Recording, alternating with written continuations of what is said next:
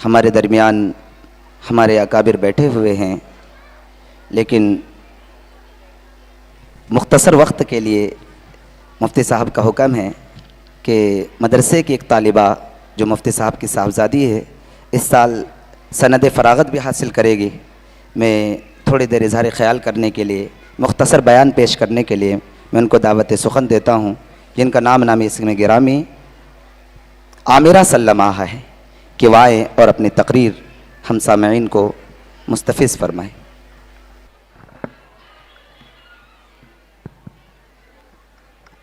अस्सलामु अलैकुम वरहमतुल्लाहि वबरकातुहू। अल्हम्दुलिल्लाहि रब्बिल आलमीन वस्सलातु वस्सलाम अला रसूलिहिल करीम, अम्मा बाद, फ़अऊज़ु बिल्लाहि मिनश शैतानिर रजीम, बिस्मिल्लाहिर रहमानिर रहीम।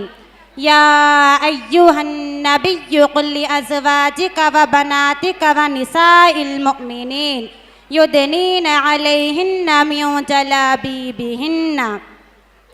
बेपर्दा जो नज़र आए कल चंद बीबियाँ, बेपर्दा जो नज़र आए कल चंद बीबियाँ, अकबर ज़मीं में गैरते कौमी से गड़ गया।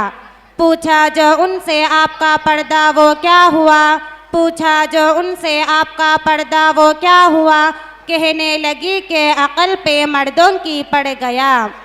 काबिल तअज़ीम व तकरीम मुअज़्ज़ज़ सामिईन किराम, पर्दा नशी मेरी माओ बहनों, अज़ीज़ तालिबात व दिगर सामिईन व सामिआत, मैंने कुरान करीम की आयत का एक टुकड़ा आप हज़रात के सामने पढ़ी, जिसके अंदर नबी अकरम सल्लल्लाहु अलैहि वसल्लम को इस बात की हिदायत की गई कि ए नबी, अपनी बीवियों और अपनी बेटियों और तमाम मुसलमान औरतों को इस बात का हुक्म दीजिए कि अपने ऊपर थोड़ी सी चादर लटका ले। यानी कलामुल्लाह शरीफ की इस आयत से पर्दे का हुक्म नाजिल हुआ है। कुरान पाक की एक दूसरी आयत का टुकड़ा है, वल्यज़रिबन बिखुमुरिहिन्ना अला जुयूबिहिन्ना, के औरतें अपनी ओढ़नियों को सीने पर डाल लिया करें। इस आयत से भी पर्दे की जानिब इशारा है।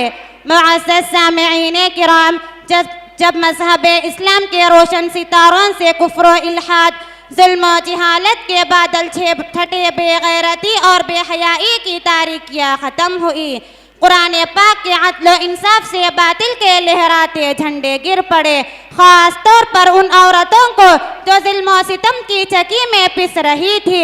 मसाइब व आलम के पहाड़ इन पर तोड़े जा रहे थे। इस्लाम ने इनको ज़िल्लत व पस्ती से निकाल कर बुलंदी पर पहुँचाया।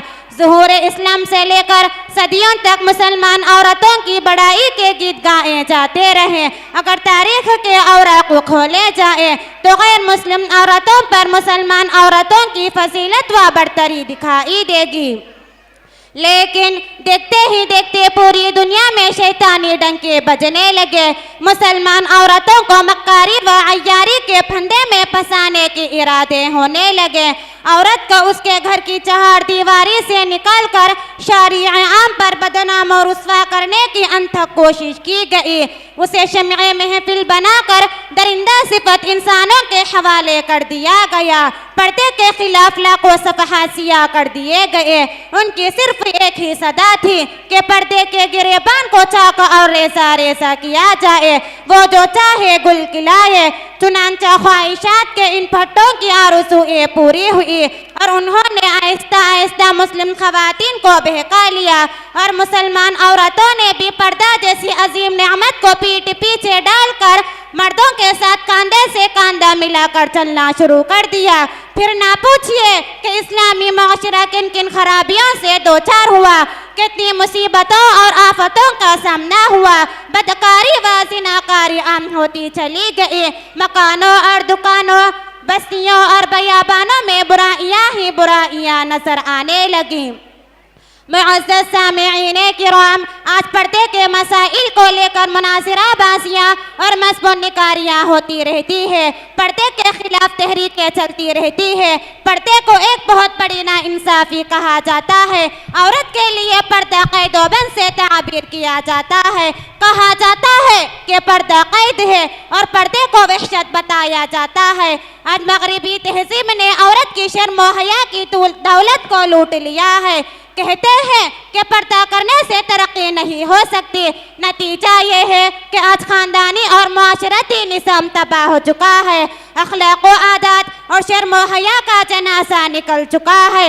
यही वो तहज़ीब है कि जिसने औरत को चिरागे खाना बनने के बजाय उसके अंदर शम्अ महफिल बनने का जज्बा उबारा है। ये इस यूरोप और अमेरिका की दीन है कि लड़कियां बारीक सा दुपट्टा गले में डालकर खुलेआम घूम रही है। मैं अपनी माँ और बहनों को कहना चाहती हूँ कि हमारी कामयाबी कुफ्फारों, मुशरिकीन और ईसाइयों के बातों में नहीं, बल्कि हमारी कामयाबी खुदा वहदहू ला शरीक और मुहम्मद सल्लल्लाहु अलैहि वसल्लम के बताए हुए तरीक़े और इस्लामी तालीमात के अंदर है। हमें अक़ल का चिराग़ुल करके नफ्स के पीछे भागने और औरत की बद तहज़ीब नकल करने की ज़रूरत नहीं। हमारी हिदायत कुरान और सुन्नत के बताए हुए तरीक़े में है। मुअज़्ज़ज़ सामिईन किराम, हज़रत अस्मा रज़ियल्लाहु अन्हा हज़रत आयशा रज़ियल्लाहु अन्हा की बहन है और हुज़ूर सल्लल्लाहु अलैहि वसल्लम की साली है। एक बार बारीक कपड़ा पहनकर हुज़ूर सल्लल्लाहु अलैहि वसल्लम के सामने आ गई तो सरवरे कायनात ने नज़र फेर लिया और ये इरशाद फरमाया कि अस्मा, जब औरत बालिग होने की उम्र को पहुँच जाए तो उसके जिस्म से कुछ भी देखना जायज़ नहीं, यहाँ तक कि उसके चेहरे और हथेलियों के। इस हदीस से इस बात का साफ पता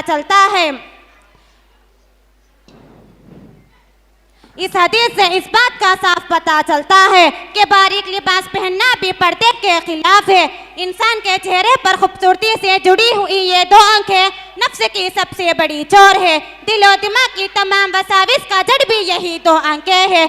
दिली जज्बात और क़ल्बी एहसासात के तर्जुमान और इश्क़ व मोहब्बत के अहद व पैमान बांधने की जिम्मेदार यही दो आंखें हैं। फितना फसाद की इब्तिदा आम तौर पर इन्हीं से होती है।